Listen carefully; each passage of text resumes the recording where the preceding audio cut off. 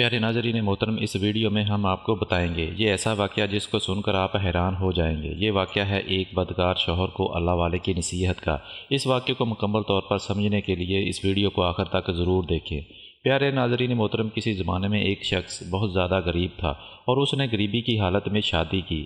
اس کی شادی کے فوراً بعد اس کی بیوی نے مشورہ دیا کہ ہمارے حالات بہت خراب ہیں، جتنے تم کماتے ہو اتنے پیسوں میں ہمارا گزارا نہیں ہو سکتا، لہٰذا تمہیں کسی امیر آدمی کے پاس نوکری کر لینی چاہیے تاکہ ہماری مالی صورتحال بہتر ہو جائے۔ اور شوہر مان گیا۔ ابھی تو اس کی بیوی کا کوئی بچہ بھی نہیں تھا اور وہ اپنی بیوی کو بڑی جوانی میں چھوڑ کر ایک امیر آدمی کی تلاش میں نکل گیا تاکہ آنے والے بچوں کا بہتر مستقبل بن سکے۔ وہ دور دراز شہر میں نوکری کرنے چلا گیا اور کسی امیر کو تلاش کرتا رہا۔ جلدی وہ کسی امیر کی غلامی کرنے لگا اور 50 سال اس امیر آدمی کی خدمت کرتا رہا، اور جب اس شخص کے پاس کافی مال و دولت اکٹھا ہو گیا تو اس نے فیصلہ کیا کہ اب میں واپس گھر لوٹ جاتا ہوں۔ لیکن اس نے 50 سال بعد اس امیر آدمی سے اجازت چاہی کہ اب میں گھر جانا چاہتا ہوں۔ وہ امیر آدمی بہت ہی سخی دل تھا۔ اس نے اس کو بہت ساری بکریاں اور گائے اور اونٹ دے کر گھر واپس بھیج دیا، اور اس کا گزر ایک جنگل سے ہوا۔ اس کی نظر ایک جھونپڑی پر پڑی اور آدھی رات کا وقت ہو چکا تھا۔ وہ اس جھونپڑی کے پاس گیا تاکہ رات گزار سکے۔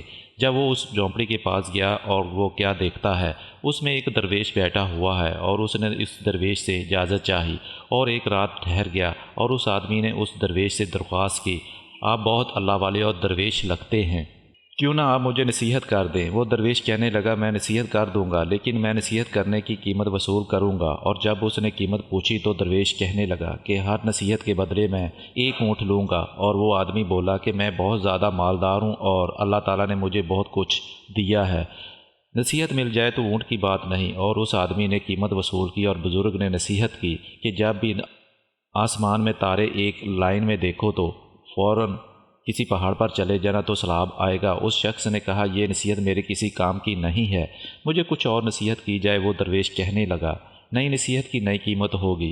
اور اس شخص نے ایک اور اونٹ دے دیا۔ بزرگ نے کہا کہ جب کسی کی آنکھوں میں شیطانی چمک دیکھو تو اس سے بچنا، وہ تمہیں قتل کر دے گا۔ وہ آدمی بزرگ کی دونوں نصیحت سن کر کہنے لگا کہ یہ نصیحتیں میرے کسی کام کی نہیں ہیں، اس لیے مجھے کوئی اور نصیحت کی جائے۔ درویش کہنے لگا، ایک نئی قیمت وصول کروں گا۔ اور اس آدمی نے اس ایک اور اونٹ دے دیا۔ بزرگ نے کہا کہ رات کو پچھتا کر سو جانا اس سے کہیں بہتر ہے کہ تم کسی کا قتل کر دو۔ یہ نصیحت سن کر وہ آدمی خاموش رہا اور دل میں سوچنے لگا، یہ نصیحتیں میرے کسی کام کی نہیں ہیں۔ لیکن اب 3 اونٹ ضائع ہو چکے تھے، اس لیے وہ چپ کر کے سو گیا۔ صبح ہوتے ہی وہ اپنے گھر کی طرف روانہ ہوا اور ان بزرگوں کی باتوں کو بھول گیا۔ وہ گھنے جنگلوں کو پار کر کے ایک گاؤں میں پہنچا اور کافی رات ہو چکی تھی۔ اس نے گاؤں میں رات گزرنے کا فیصلہ کیا۔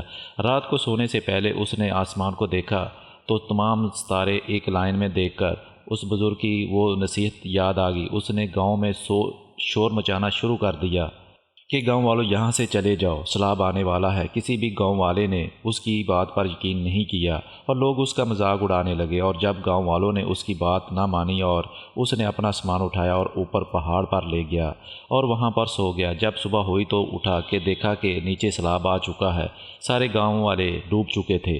وہ کچھ دن وہ پہاڑ پر رہا۔ جب سیلاب کا پانی کم ہوا تو وہ پھر سے اپنی منزل کی طرف روانہ ہو گیا۔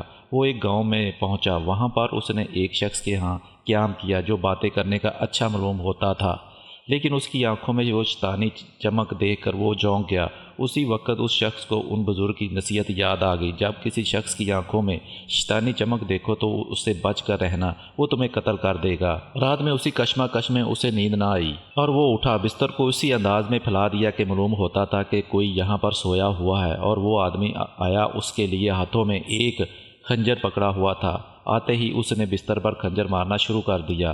اس شخص نے پیچھے سے جا کر اس کو پکڑ لیا اور اس کو باندھ دیا۔ آخرکار وہ شخص ایک رات اپنے گاؤں میں پہنچ جاتا ہے۔ اپنے گھر کے قریب جا کر اس میں جانتا ہے، وہ کیا دیکھتا ہے کہ اس کی بیوی کسی نوجوان کے ساتھ چارپائی پر سوئی ہوئی ہے۔ یہ منظر دیکھ کر اس شخص کا دل ٹوٹ گیا۔ وہ اپنی بیوی کو اس حالت میں دیکھ کر بہت غصے میں آ گیا اور آگ بگولا ہو گیا۔ وہ سوچ بھی نہیں سکتا تھا، جس عورت کے لیے 50 سال محنت اور مشقت کر کے اتنا مال جمع کیا تھا، وہ بے وفا اور بدکار نکلی۔ اس کے دل میں خیال آیا کہ مجھے اس نوجوان کو قتل کر دینا چاہیے۔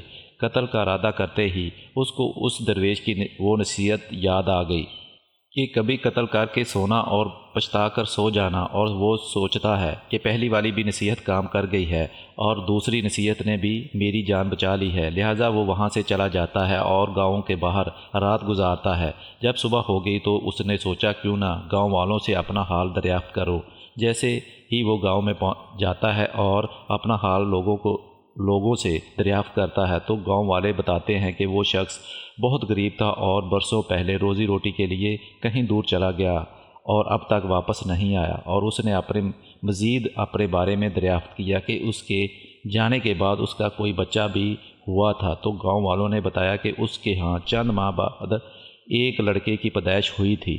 اب وہ لڑکا بھی جوان ہو چکا ہے۔ وہ آدمی سمجھ گیا کہ اس کی بیوی کے ساتھ چارپائی پر جو نوجوان ہے وہ اس کا بیٹا ہے، اور جس کو قتل کرنے کا خیال اس کے دل میں آیا وہ اسی کا بیٹا ہے، اور اس کے بعد وہ گھر پہنچا اور اپنی بیوی اور بیٹے سے ملاقات کی۔ پیارے ناظرین محترم، یہ سچ بات ہے کہ اگر کوئی بزرگ یا آپ کا بڑا آپ کو نصیحت کرے تو اس کو پلے سے باندھ لینا چاہیے، مگر آج کل اگر کوئی نصیحت کرتا ہے تو اولاد آگے سے ڈانٹ دیتی ہے، حتیٰ کہ ان کی بھلائی کے لیے ہوتی ہے۔ اسی لیے ہمیں ہمیشہ اپنے بزرگوں کی باتوں کو غور سے سننا چاہیے اور ان پر عمل کرنا چاہیے۔ اللہ تعالی ہم سب کو اپنے بڑوں کا حکم ماننے کی توفیق عطا فرمائے، آمین۔